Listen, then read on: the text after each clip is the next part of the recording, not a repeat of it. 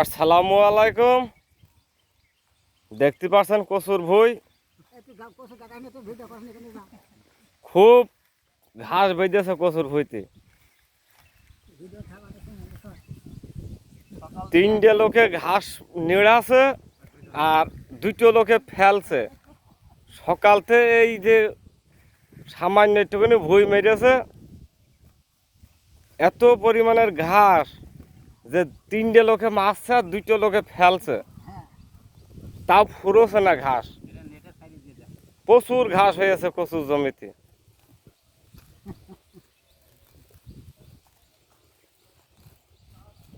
ঘাসটাও বই তবাত ফেলে থুয়ে আসছে।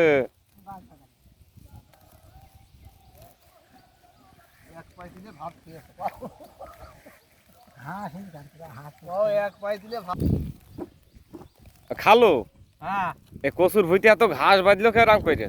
আরে বাবু ওইদিকে 10 বিঘা ওই ধান, এদিকে 5 বিঘা ওই ভুট্টা, ওদিকে আবার এই সবজি চাষ আরো রয়েছে, পটল 2 বিঘা। ওইটা মাইরে আসতে আসতে কচুর ভুঁইতে ঘাস বেজে একদম ঝরে গিয়েছে।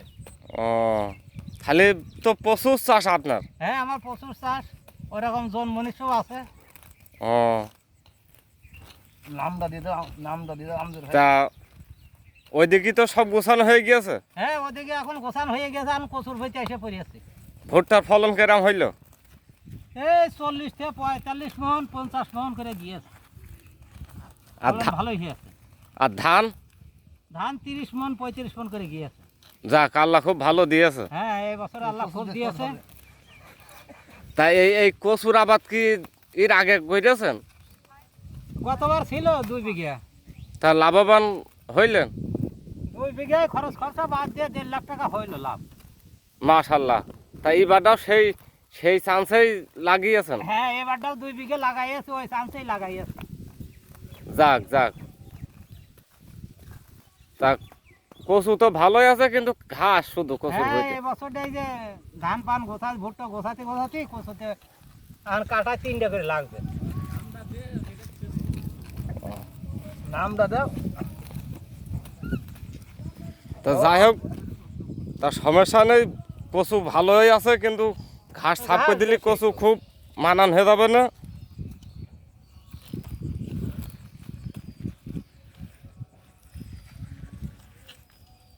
আসো, এই ঘাস দেখতে আর একটা লোক আসলো। এই যে এই লোকটার বাড়িও আমাদের পাড়ার থেকে অন্য পাড়ায়। ঘাস দেখতে আইয়ে। হ্যাঁ, আমার বাচ্চা কিভাবে মারবে? তাহলে আটে তুলে মারতে পারবে।